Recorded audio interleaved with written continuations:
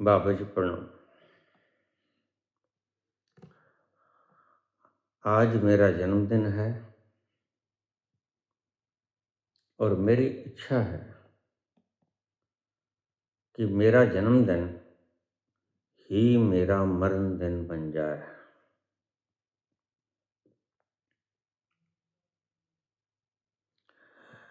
मोनिका,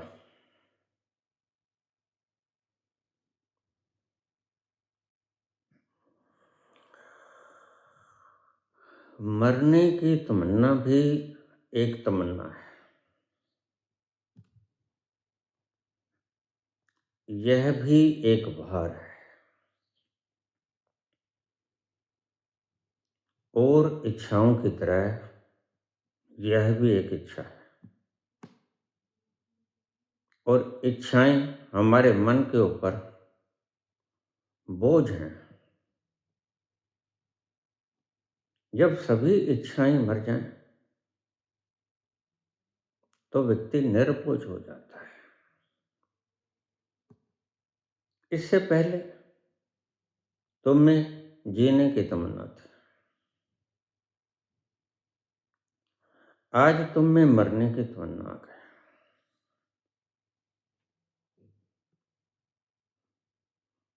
कोई तरक्की नहीं हुई, तमन्नाएं शेष रह गईं, सिर्फ तुमने वस्त्र बदल लिया। भीतर का शरीर वही रहा, वस्त्र बदल लिया। आशा तृष्णा न मरी, कह गए भक्त कबीर। माया मरी न मन मरा, मर मर गए शरीर।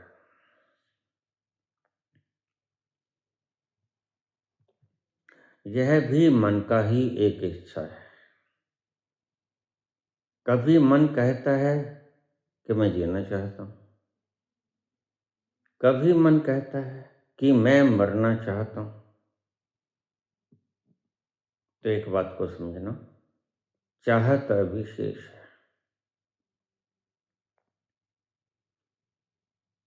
और जब तक चाहत शेष है पुत्री, तो तब तक बोझ है।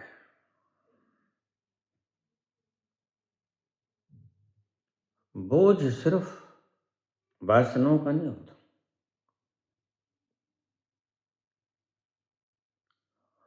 बोझ परमात्मा का भी होता है।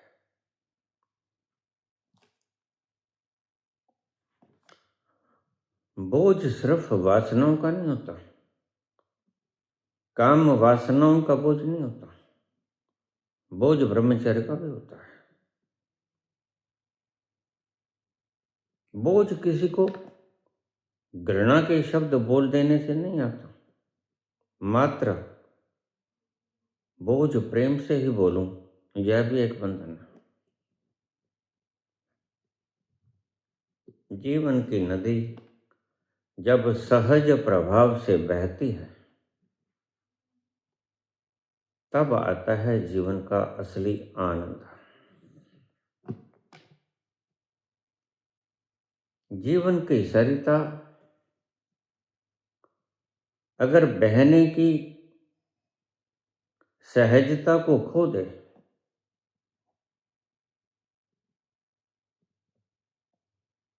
तो जीवन का लुत्फ समाप्त हो जाता है, लज्जत समाप्त हो जाती है। जीवन की लज्जत उठाना चाहते हो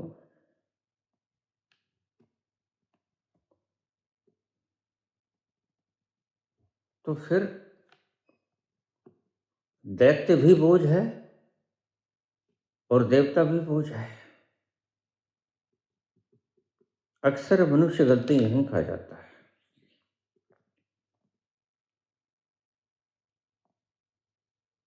वो कहता है ये तो मैंने गाली तो नहीं निकाली, मैंने तो भगवान का नाम लिया है।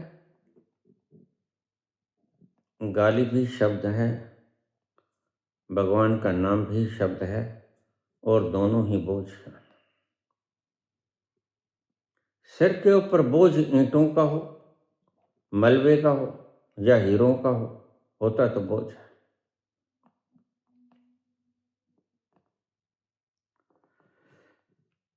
सिर के ऊपर मुकुट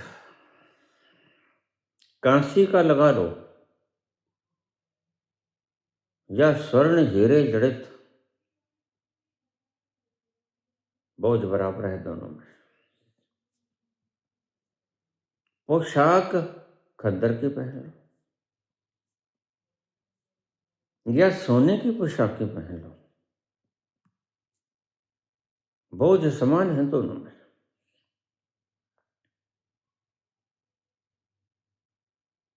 इससे पहले तुम्हें जीने की इच्छा थी, आज तुमने मरने की इच्छा कर ली। लेकिन पुत्री, इच्छाओं का बोझ कहाँ गया?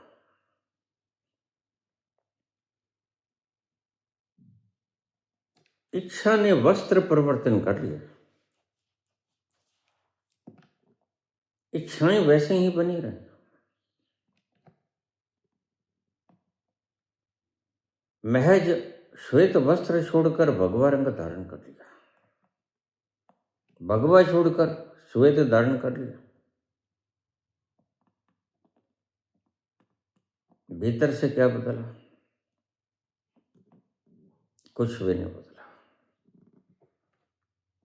तो पुत्री, अपने प्रश्न को ठीक से समझो। आज मेरा जन्मदिन है और मैं चाहती हूं कि आज मेरा मरण दिन भी हो जाए। चाहत तो बनी रही ना। इच्छाएं बहुत हैं तो रुलाई है, इच्छाएं बहुत हैं तो रुलाई है, इच्छाएं कम हैं शहंशाही है, इच्छाएं बिल्कुल नहीं तो खुदाई है।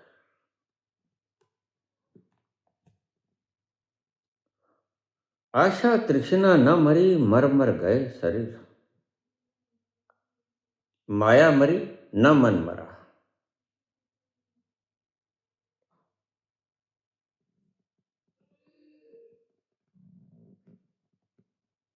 मन क्या है? ध्यान रखो, आप किसी भी चीज को मार नहीं सकते। You can't destruct neither matter nor consciousness. ना तुम पदार्थ को मार सकते हो, ना तुम चेतना को मार सकते हो। फिर तुम मारोगे किसे? तुम मार किसे भी नहीं सकते। मरता यहां कुछ भी नहीं, कोई भी नहीं। फिर मैं क्या कह रहा हूं? तुम्हारे सिर के ऊपर बट्ठल है और उस बट्ठल में भार है। वो भार में गोबर है या हीरे हैं, लेकिन भार है। मैं तुम्हें कहता हूं, इस बट्ठल को ही पटक दो, तुम भार मुक्त हो जाओ। जीने की इच्छा हीरों का भार है, मरने की इच्छा गोबर का भार है, लेकिन दोनों ही भार है। मैं तुम्हें दोनों को ही भार से मुक्त करना चाहता हूं और वही सही मुक्ति है। मैं तुम्हें भार मुक्त करना चाहता हूं, लेकिन तुम कहते हो ये तो हीरे हैं।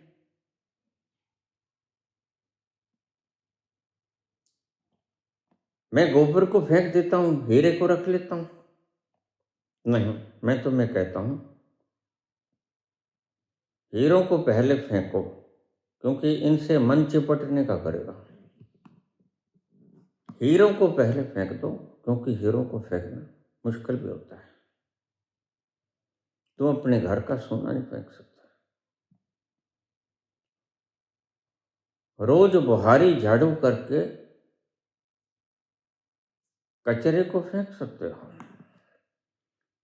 लॉकर का सोना नहीं फेंक सकते, लॉकर के हीरे जवाहरात तुम फेंक नहीं सकते, क्योंकि वो तुम्हारे लिए बहुमूल्य है।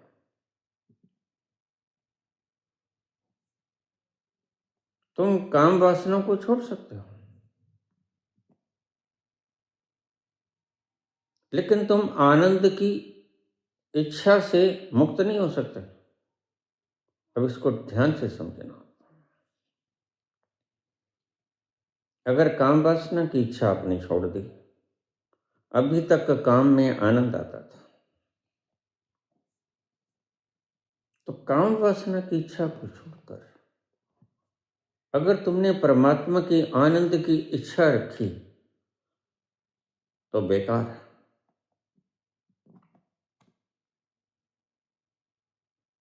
इच्छा तो चाहे आनंद की हो, चाहे वासना की हो, इच्छाएं तो दोनों ही बराबर हैं, दोनों में भार है। मेरी बात समझो बेटी, मैं कहता हूं इच्छा विहीन हो जाओ, फेंक दो सब कुछ और देखो भी ना कि मैंने फेंका क्या है। क्योंकि अगर तुम देख लोगे तो तुम्हारा मन फिर उससे करेगा, नहीं नहीं नहीं, ये तो नहीं फेंकना था हमने, यह तो हीरे हैं, ये तो काम आएंगे।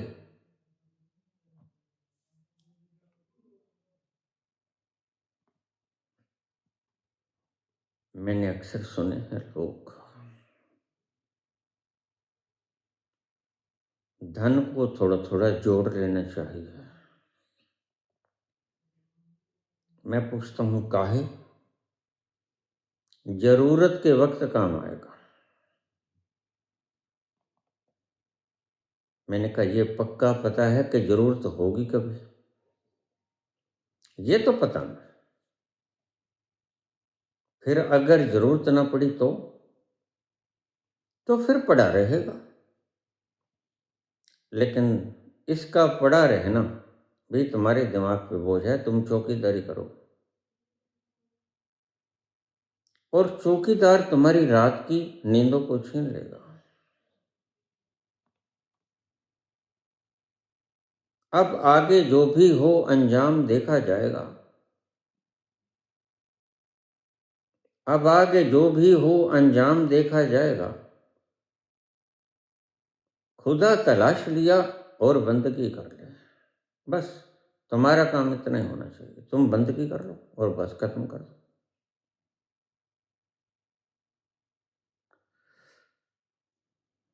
जीवन की इच्छा और मृत्यु की इच्छा दोनों ही इच्छाएं, और दोनों में भार है। सिर के ऊपर चाहे विष की पोटली हो कि अमृत की पोटली हो, ध्यान रखना दोनों में बोझ होता है। आज तुम मरना चाहते हो, कल तुम जीने के लिए अमृत मांगोगे। यह है मन की ही चालबाजियां। मन तो न मरा, मांग तो न मरी। पहले मांग थी सुख की, अब मांग है दुख की। पहले मांग थी कि मैं कैसे जी लूं और जीने के साधन जुटा लूं, और महल अटारियां तुमने खड़ी कर ली, बैंक बैलेंस बढ़ा दिया, सब इकट्ठा कर लिया। लेकिन जरा भीतर झांक के देखना,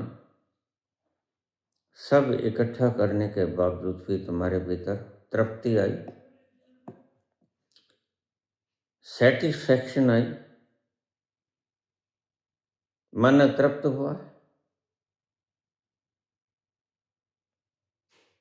अगर नहीं हुआ तो अभी चबकाहट बाकी है।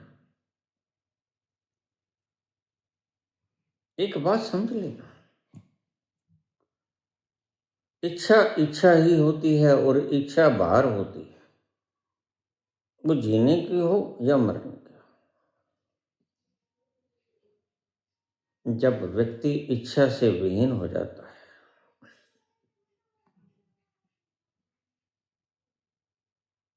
उस अवस्था में हमने जाना है।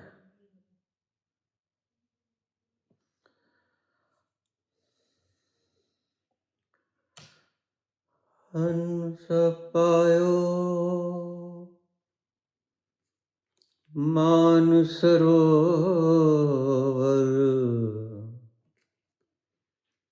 हंस पायो मानसरोवर, ताल तलैया क्यों डोले, ताल तलैया क्यों डोले, मन मस्त हुआ, मन मस्त हुआ, मन मस्त हुआ, फिर क्यों बोले, मन मस्त हुआ, फिर क्यों बोले। जब तुम सभी करा दोगे सर के ऊपर भार, वो चाहे कंकड़ पत्थर थे या हीरे मोती थे, फिर मन मस्त हो जाएगा। फिर कोई चौकीदारी की जरूरत नहीं। बचाओगे किसको, रखवाली करोगे किसकी? रखवाली करने को कुछ बचे ना। वही अवस्था निर्माण की अवस्था है, वही अवस्था कैवल्य की अवस्था है, वही अवस्था है जहाँ तुम्हारी सभी समस्याओं का समाधान हो जाता है।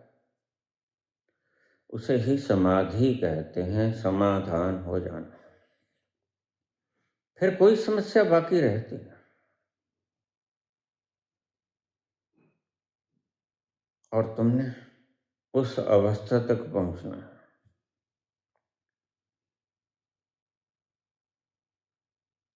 जीवन को बड़े आनंद से जीना भी एक इच्छा है,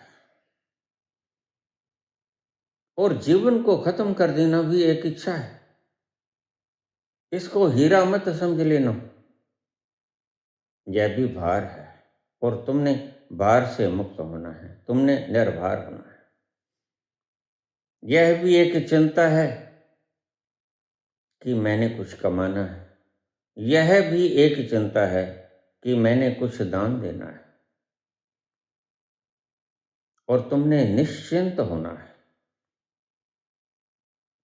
न कुछ अर्न करना है, न कुछ थ्रो करना है, फेंकना भी कुछ नहीं और कमाना भी कुछ नहीं।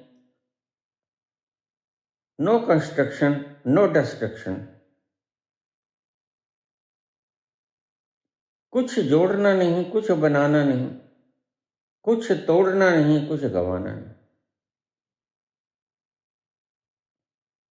मन का यही स्वभाव है। मन पेंडुलम की तरह एक छोर से दूसरे छोर तक आता जाता रहता है। और ध्यान से समझना मेरी बात को, मन जब एक छोर से दूसरे छोर तक जाता है तो सदा ही मध्य में से गुजर के जाता है। वह मध्य जहां तुमने ठहरना है। तुम रोज मध्य में से निकल के जाते हो, तो तुम्हें उस मध्य के क्षण में थोड़ा सा आनंद पल भर के लिए आता है, लेकिन तुम्हें पता नहीं होता यह आनंद तुम्हें क्यों आया। यह वो क्षण था जब तुम मध्य में पल भर के लिए रुके, तब आनंद आया। काश तुम उस मध्य बिंदु को खोज लेते, जब इधर से उधर और उधर से इधर जाते वक्त तुम अचानक एक लम्हे के लिए कहीं ठहर गए थे। वो मध्य बिंदु था जहां लम्हे में तुम ठहर गए एक क्षण, वहां तुम्हें बड़ा आनंद आएगा, क्योंकि वह वर्तमान है, ना भविष्य है ना अतीत है। पेंडुलम तो भविष्य में भी जाता है और पेंडुलम तो अतीत में भी जाता है, लेकिन मध्य में से सदा ही होके जाता है।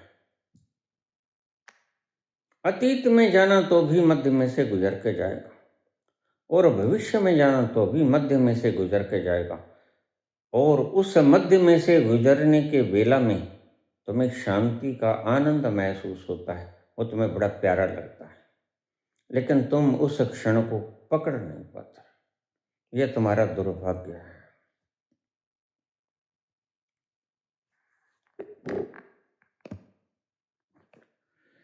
बस उस एक पल की खोज में तुम सारी जिंदगी या जिंदगानियां नष्ट कर देते हो। वो पल नहीं तुमसे पकड़ा जाता। पल भर के लिए,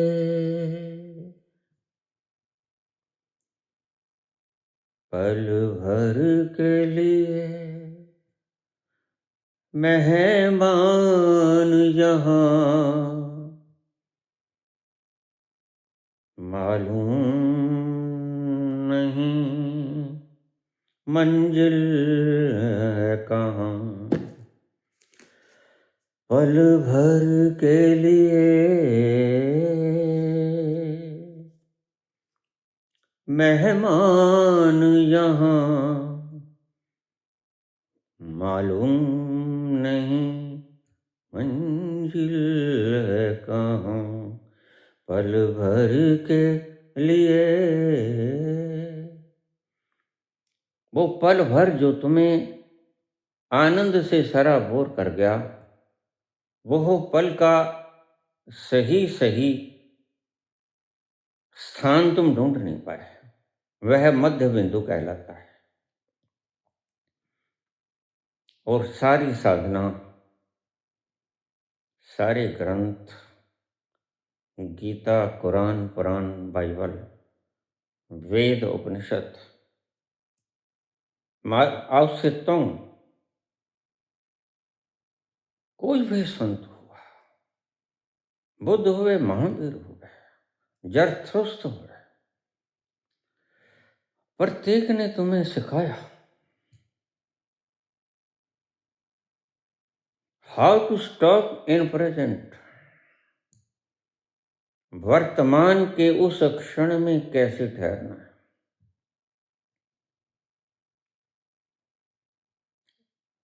सारे वेदों में, सारे पुराणों में, सारे उपनिषदों में, सारे धर्म ग्रंथों में एक ही बात है, और सारे संत तुम्हें एक ही बात सिखाते हैं, सब सियाने एक मत, मूर्ख अपनो अपने।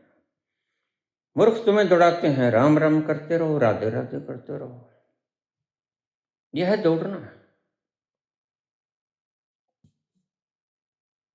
कोई नाम, कोई शास्त्र पढ़ना, कोई मंत्र जप करना, यह दौड़ना है।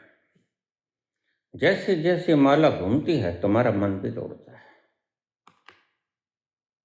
तुम एक यात्रा में निकले हो। अगर आज तक तुम इस धरती पर विद्यमान हो, तो उसका महज कारण है कि तुम ठहरे नहीं कभी। सभी शास्त्रों का रस, तुम उस एक मध्य बिंदु को तलाश करके उस मध्य बिंदु में ठहर जाओ, और तुम्हारी खोज पूरी हो गई। फिर तुम ताल तलैया में दौड़ोगे नहीं। फिर तुम पदार्थों को इकट्ठा करने में भागोगे नहीं। फिर तुम्हें अशांति तंग नहीं करेगी। फिर तुम जीवन के उन परम आनंद ठहराव के क्षणों में ठहर ही जाओगे सदा के लिए। फिर तुम कहोगे बाबा ये मन तो दौड़ता रहेगा, कभी पदार्थ को जुटाने में, कभी परमात्मा को जुटाने में। परमात्मा भी तुम्हारी तिजोरी में तंग बंद हो जाता है, और पदार्थ भी तुम्हारी तिजोरी में, लॉकर्स में बंद हो जाता है।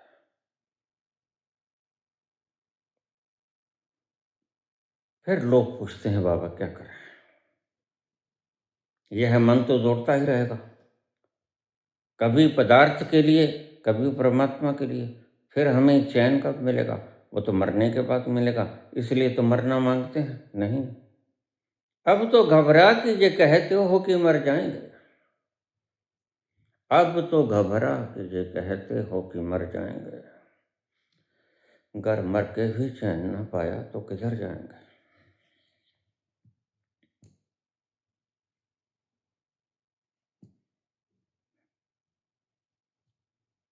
फिर क्या करें बाबा? फिर ये चैन कैसे मिले, ये ठहराव कैसे मिले? यह मन तो पेंडुलम की तरह अतियों पर जाता रहेगा। एक अति तक गया, वहां पर ठहरा कुछ देर के लिए, फिर वापस आया, फिर दूसरी अति पर गया, वहां पर ठहरा, फिर वापस आया। लेकिन तुम भूल जाते हो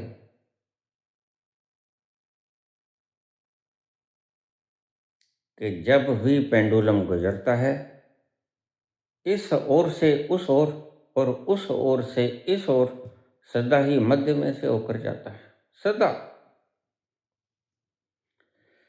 बस वह मध्य बिंदु तुमने खोजना है।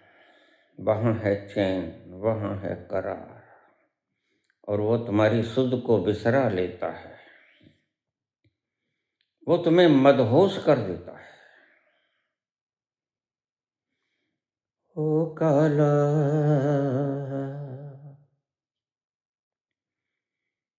एक बांसुरी वाला, वो काला, एक बांसुरी वाला, सुध बिसरा गयो मोरी रे,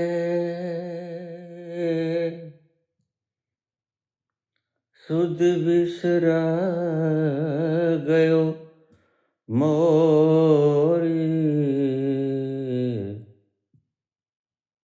माखन चोर हो नंद किशोर जो, कर गयो मन की चोरी रे, सुध बिसरा गयो मोरी, ओ काला, एक बांसुरी वाला।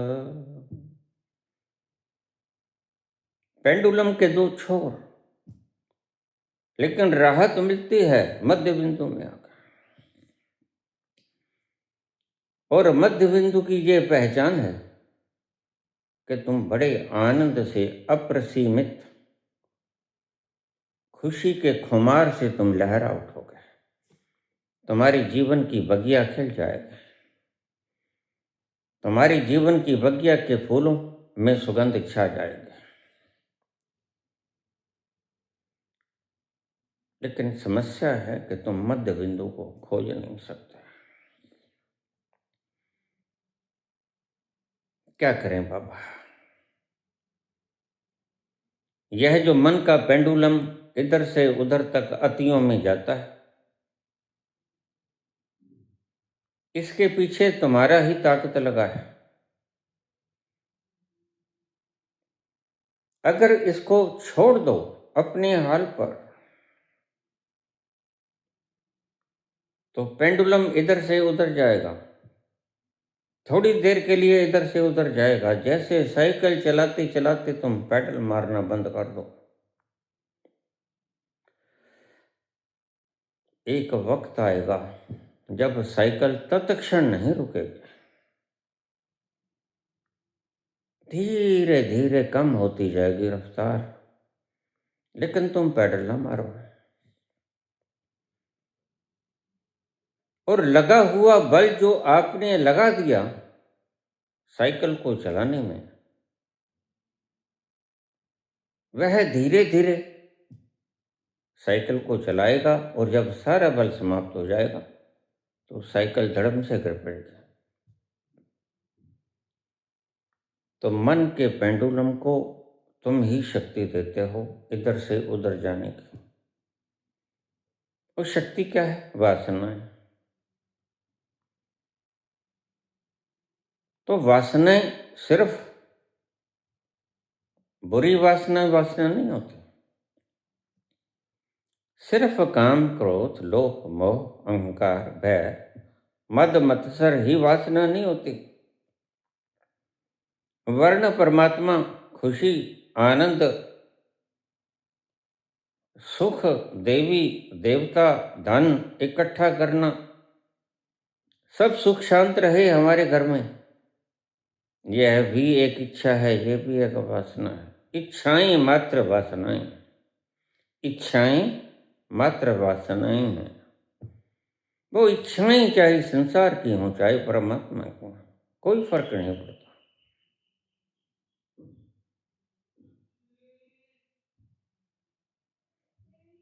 मोमेंटम तो मोमेंटम है, वेलोसिटी तो वेलोसिटी है। इस दिशा में घूमो कि उस दिशा में घूमो, पेंडुलम दोनों दिशाओं में घूमता है।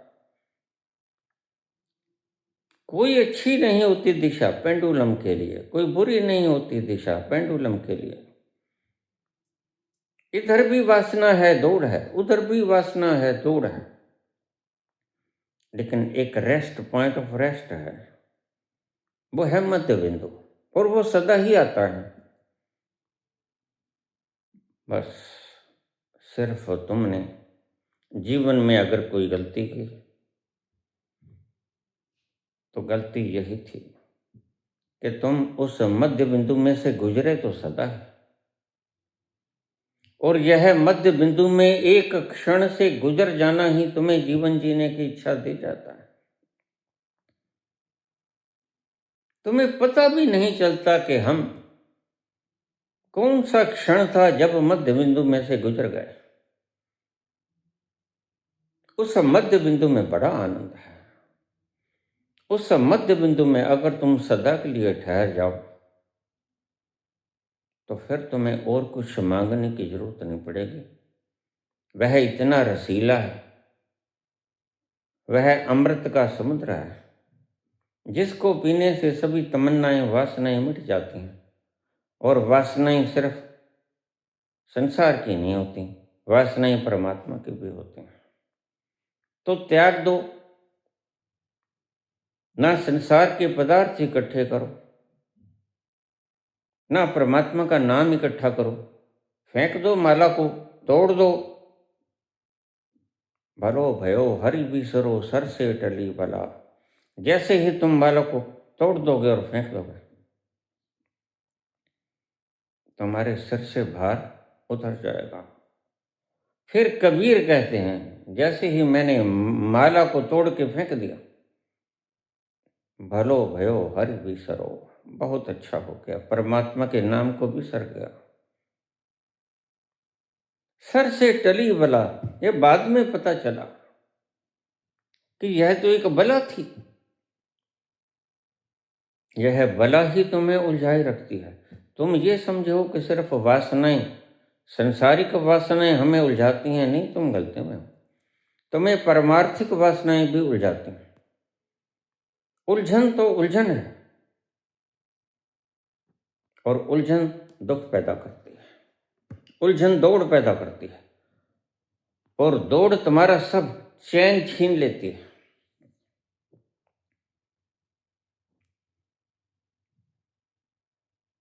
मन का स्वभाव नहीं है दौड़ना, तुम गलती में।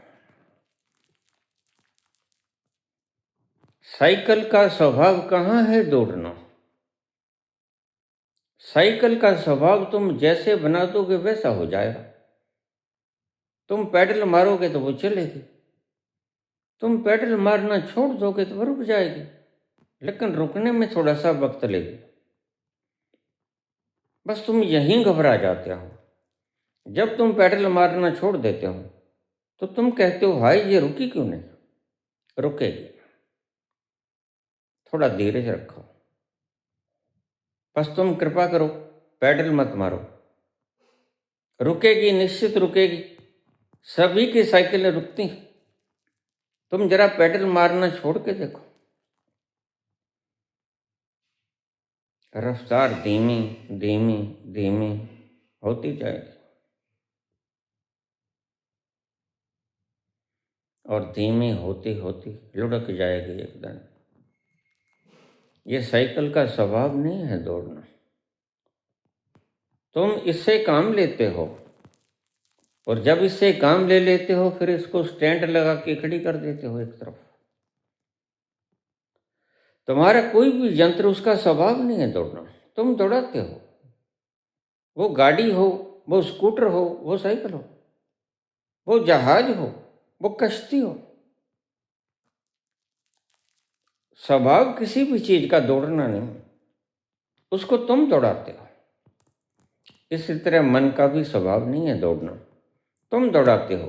तुम्हारी इच्छा दौड़ाती है और इच्छाएं ही दौड़ने का प्रमुख कारण है। इच्छा चाहे अच्छी है चाहे बुरी है, इच्छा तुम्हें दौड़ाती है। तुमने हीरे कमाने हैं या तुमने कंकड़ पत्थर कमाने हैं, बस ये कमाने की दौड़ भाग, यही इच्छा तुम्हारा चैन छीन लेते हैं।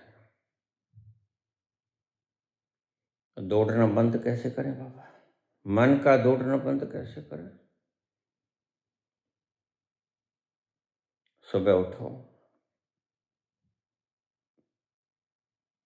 हल्का चाय पानी करो, नाश्ता करो, आराम से बैठ जाओ, पूजा स्थल में बैठ जाओ या घर के किसी कोने में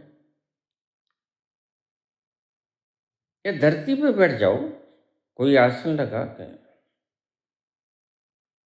दीवार के साथ पीठ लगा के बैठ जाओ या लेट जाओ। आसन महत्वपूर्ण नहीं है, महत्वपूर्ण है मन का ठहरना। साइकिल लेडीज है, जेंट्स है, उसके घंटी लगी नहीं लगी, कैरियर लगा नहीं लगा, कोई फर्क नहीं पड़ता। बात तो सिर्फ पैडल की है। तुम पैडल को मारना छोड़ दो, एक जगह पे बैठ जाओ, शांति से बैठ जाओ। जैसे तुमने पैडल मारना छोड़ा था और साइकिल चल रही थी, ऐसे ही तुम्हारा मन भी चलेगा थोड़ी देर के लिए, घबराना मत। तुरंत ही पैडल बंद करते सार साइकिल नहीं रुकेगी, पेंडुलम भी नहीं रुकेगा। बस तुम इसे मोमेंटम मत लो। तुम्हारी शक्ति से ही चलती है साइकिल और तुम्हारी शक्ति से ही चलता है पेंडुलम। थोड़ी देर के लिए ठहरो, धीरज रखो और तुम्हारा धीरज ही काम करेगा सारा। धैर्यम भगवान कृष्ण ने कहा। परमात्मा तक पहुंचने के ढंग हैं अमानित्वम, दंभित्वम, अहिंसा, क्षांति, रार्जवम, आचार्यो उपासनम, शौचम, स्थैर्यम, स्थैर्यम, आत्म विनिग्रह। स्थैर्यम यानी धैर्य, स्थिरता, ठहर जाओ, दौड़ो मत। तुम आसन में तो बैठ जाओगे लेकिन मन दौड़ेगा, फिर उस अवस्था में क्या करो? साइकिल तो चलेगी, पेडल मारना छोड़ दिया, तो फिर इसे दौड़ने दो और तुम आराम से बैठे रहो। तुम देखोगे कि तुम अपने भीतर जाना शुरू हो गए। धीरे धीरे धीरे धीरे अपने भीतर उतरो और एक वक्त ऐसा आएगा जब धीरे धीरे भीतर उतरना तुम्हें इतने गहरे तल पे ले जाएगा जहां साइकिल बिल्कुल रुक के धड़म से कर जाएगा।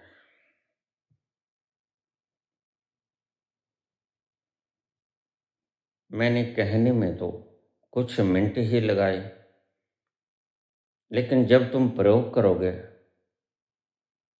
तो कुछ साल भी लग सकते हैं। यह मन का स्वभाव है, संस्कार है।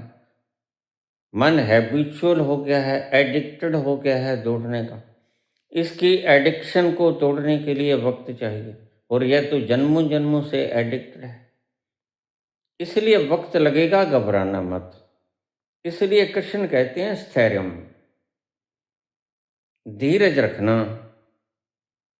उतावला मत पन छोड़ दो, जल्दबाजी मत करना, अभी हो जाए मैंने तो पेडल मारना छोड़ दिया, नहीं। यह पेडल मारना तुम्हारे सारे जीवन का संस्कार है, जन्मों का संस्कार है, पिछले जन्मों का संस्कार है। तमाम जीवनों में तुमने पैडल ही तो मारा है, एकदम से कैसे छोड़ दोगे? ये तुम्हारा संस्कार बहुत गहरा चला गया है। और मारना किसे है पुत्री? तुमने कहा आज का जन्मदिन मेरा मरण दिन बन जाए। यह जो भीतर तुम्हारा चेतन के बाद में अचेतन मन है, उसमें वासनाएं भरी पड़ी, इस जन्म की भी है और पिछले सारे जन्मों की पोटली तुम साथ लेके आते हो। इसको मारना है, इसको खाली करना है। इस टोकरी में जो भी कुछ है वो कूड़ा है। इस बाल्टी को किसी कूड़ेदान में गिरा देना है और इस बाल्टी को खाली कर लेना है। अभी तुम्हारा चेतन भी भरा है सूचनाओं से, अभी तुम्हारा अचेतन भी भरा है सूचनाओं से, वासनाओं से, इच्छाओं से, कल्पनाओं से, सूचनाओं से, विषयों से। तुम्हारा मन भी भरा है, चेतन भी, अचेतन भी, अवचेतन भी, ये तीनों भरे पड़े हैं। अचानक से यह खाली नहीं होने वाला। सुबह उठो, क्रिया योग करो, ऊंचे ऊंचे लंबे लंबे सांस लो, नाक से सांस लो, लंबा सांस लो। सांस तो वैसे भी तुम्हें लेना पड़ेगा। तो जितना फेफड़ा बनाया परमात्मा ने बड़े ढंग से बनाया, पूरा फेफड़ा भरना, और फिर उसे नाक से सांस लेके फेफड़ा भर लो और मुख से छोड़ दो। साधारण प्रक्रिया है। नाक से सांस लो, मुख से छोड़ दो, नाक से सांस लो, मुख से छोड़ दो। ऐसा जितना भी तुम आराम से कर सकते हो। लोग तो 2 घंटे करते हैं, मैं भी 2 घंटे करता था। 40 वर्ष तक मैं 2 घंटे यह क्रिया योग करता रहा, और तुम्हारा चेतन, अवचेतन, सबकॉन्शियस, अचेतन, अनकॉन्शियस, यह खाली हो जाएगा। क्रिया योग करने के बाद आराम से बैठ जाओ। फिर वो सारा कूड़ा कबाड़ा जो तुमने इकट्ठा किया बाल्टी में, वह बाहर निकलेगा, घबराना मत।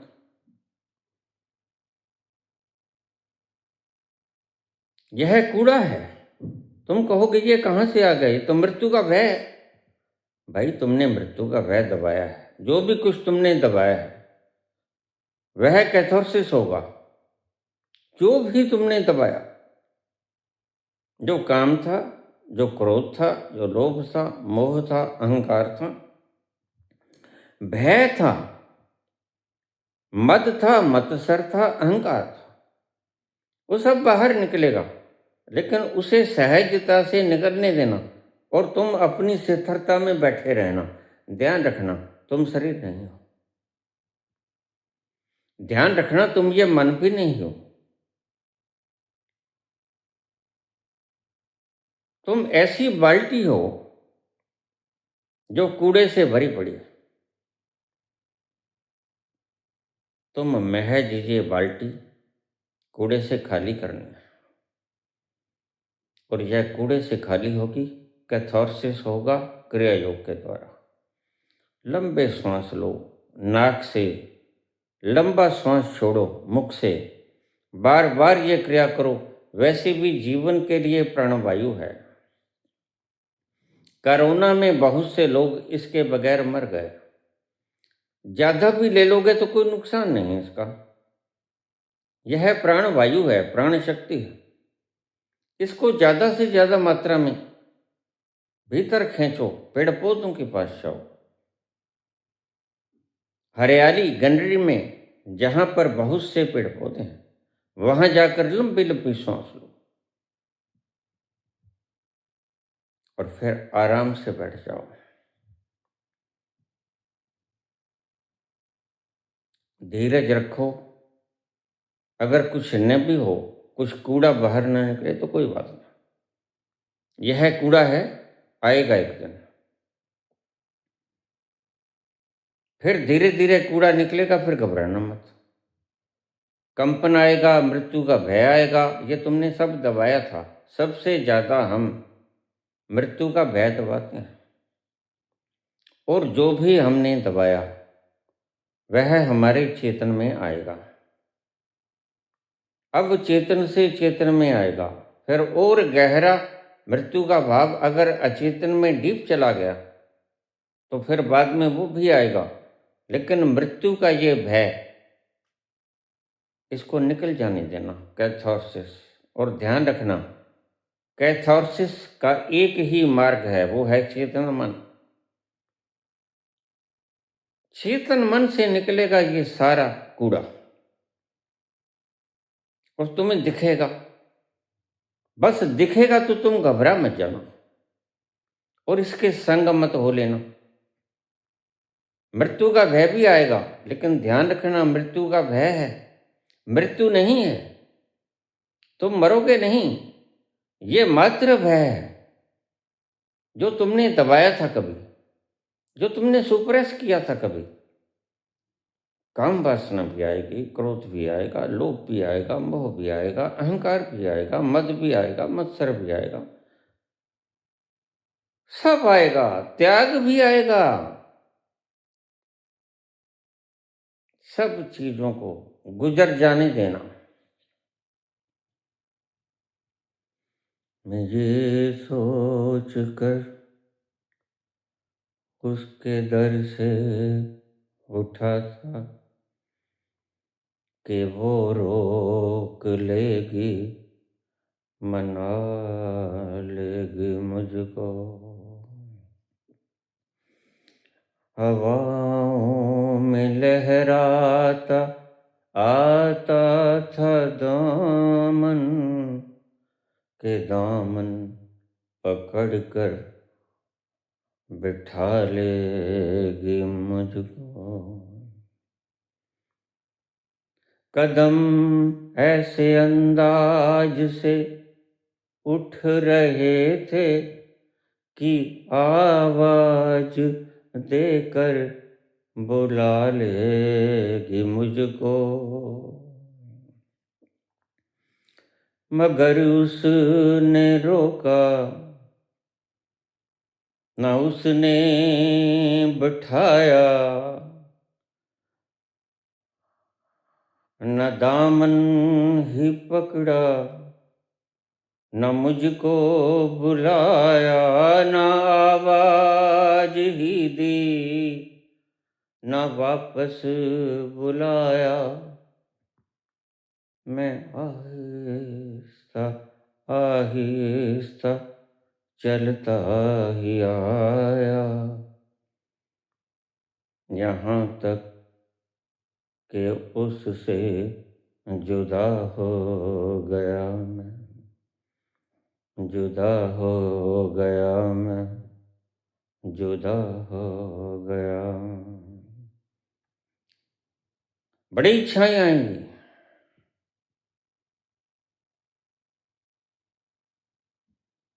आवाज देकर बुला लेगी,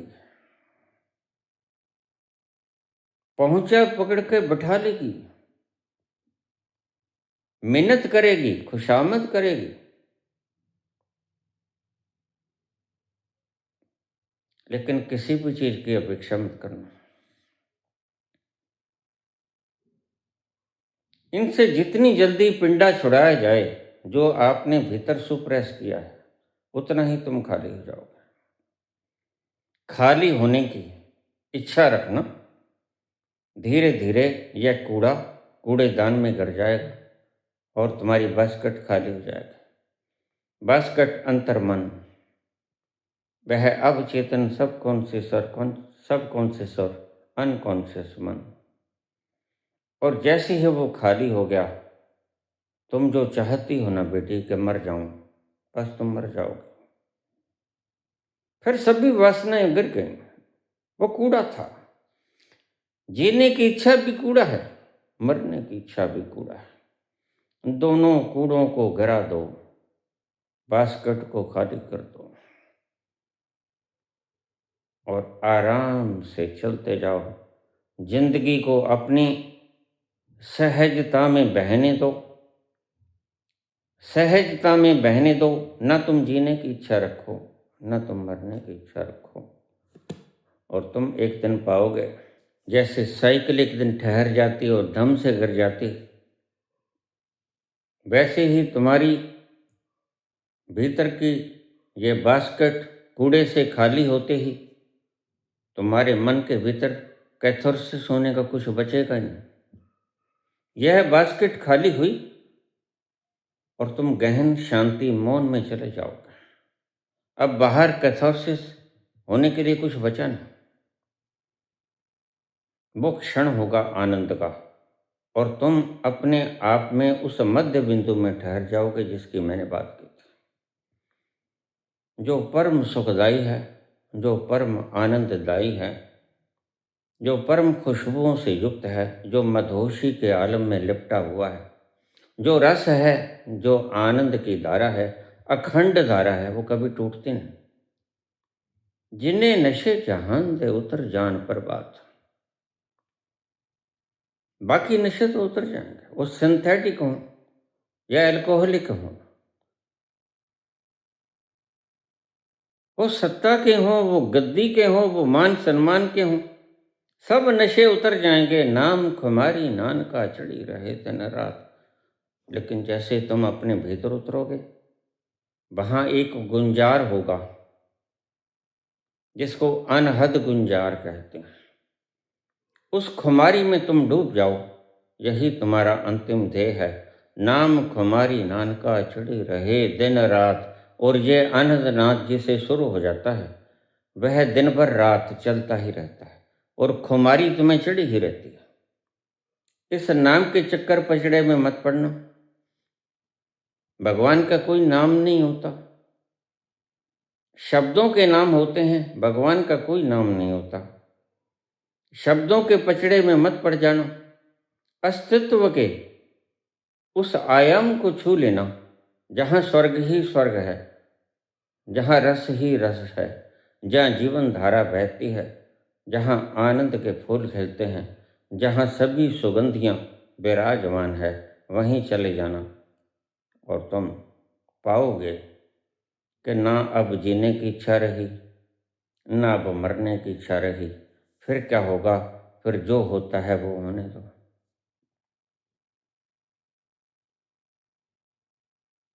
फिर जो होता है होने दो। मेरी तो यही मर्जी, मेरी तो यही अर्जी, कर वही जो तेरी मर्जी। तेरा पाना मीठा लागा है, जो तुध पावे सोई पलिकार। तू सदा निरंकर निराकार, तू सदा सलामत निरंकार। वह गहरा आनंद बास्केट के खाली होने से मिलेगा। मन शून्य हो जाए, यह मन ही था जो तुम्हें तंग करता था, अब इसकी धारा टूट गई। अब तुम्हें कोई सताने नहीं आएगा। अब तुम चैन से आराम से उस मौत में सोना। सोए हुए थे चैन से ओढ़े हुए कफन, सोए हुए थे चैन से ओढ़े हुए कफन। यहां भी सताने आ गए, किसने पता बता दिया। फिर तुम्हें कोई शब्द तंग नहीं करेगा, फिर तुम्हें कोई वासना तंग नहीं करेगी, ना मरने की न जीने की। बस फिर जो होता है होने दो, सहज है, प्रकृति जो करती है उसमें राजी हो जाओ, उसके बाणे में चलो, जो होता है होने दो। तुम अपने आप में स्थिर खड़े रहो, तुम कपो मत, तुम डरो मत, तुम सिर्फ उस रस में उतर के उस रस का पान करो और तुम पाओगे तुम धन्यभागी हो गए। फिर न जीने की तमन्ना रही, न मरने की तमन्ना रही, न कुछ पाने की तमन्ना रही, न कुछ खोने का भय रहा। वही है असली आनंद और वही है सच्चा परमात्मा। बाकी तुम्हारे परमात्मा नकली हैं, मैन मेड हैं। गॉड मेड तो सिर्फ एक ही है, वो यही है जब तुम्हारी सब वासनाएं इच्छाएं खो जाती हैं। वो अच्छी या बुरी, वासना से रहित हो जाना, इच्छाओं से रहित हो जाना तुम्हें असली आनंद प्रदान करता है। ईश्वर करे तुम उस आनंद के गहरे रस को छू पाओ, तुम उस आनंद के गहरे रस को पी पाओ और निहार हो सको।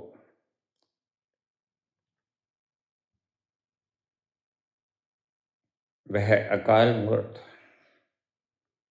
वह सत्यचित आनंद। हम कहते हैं सिख धर्म में जो बोले सो निहाल, वो निहाल हो जाता है। सत्य श्री अकाल, वह अकाल पुरख है, वो कभी काल की भेंट नहीं चढ़ता। वो निरंतर है, अखंड धारा है आनंद की, कभी खत्म नहीं होता।